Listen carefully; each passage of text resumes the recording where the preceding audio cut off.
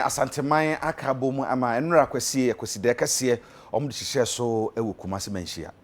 Akwasidae na ye Akwasidae ya krobia Asante Kotokohene wotumfo se etu abebio etena adwam na wodi no kama na UTV nsenthrofo ekopia ase ene nananom hemfo binom edi nkomo ene wo kase sa Akwasidae eye sronkokura esanse otumfo di ni mfrinhia aduonu ewa akonwa ne so ene na woda ya emfie aduoson baako odiwie ye no wei ene Akwasidae edikan tina empanimfo akukudam ye ebi ye amanyofo ebi ye apomodi adwumayefo ebi eye asofo ene ade ena agi twi trada eko Manhyia eko ma otumfo etirinkwa ewo Akwasidae no emu ye nuanom eye akamfo a wonom nso ewa amanone Ashanti diaspora wom nso edi adayi ema eye sronkokura empanimfo aye ne wonkasa ye no yentie wonsem a woka ye no ebi ene Akwasidae no eye Akwasidae yewura edi ni birthday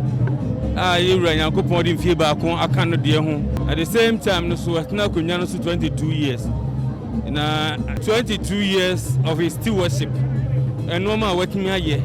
do aya bo Asantehene do aya bo oman Ghana do aya ma Asantehene mu adwo manso na dosu nyina to atwa wona otumfo nti watimi akọ school the scholarship scheme awode baaye wona sabe na ka eden ma wom nanso otumfo adaroma one ne yiri di no magu akwa mu mo benefit so Asantehene edanase edi kai be ma yure trinkwa na ya danase se nyame awawa no odina ba bedroom pepon so to say ewura bedi akonwa efie aduonu mienu ni 23 years na wodan so nya efie aduoson baako elenso ya Akwasidae ntina se yegina ye ba de be ka bom na ne ewura be som ne ma ni trinkwa ne bom pae se ewurade mana hoden o ma no nkwa hoden wo mu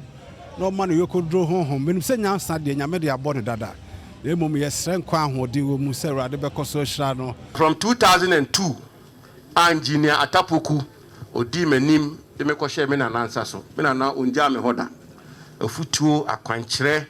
nhira ni bibia na odi time chia ene sebe misma bedru baabi a mebedru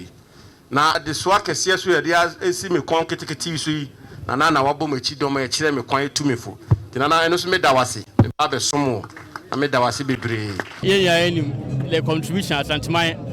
aye amagana. We also know the positive impact of Otumfo's reign so far 22 years enti Akwasidae aba say nyewe bona edni di dai no me da Nyankopon asema no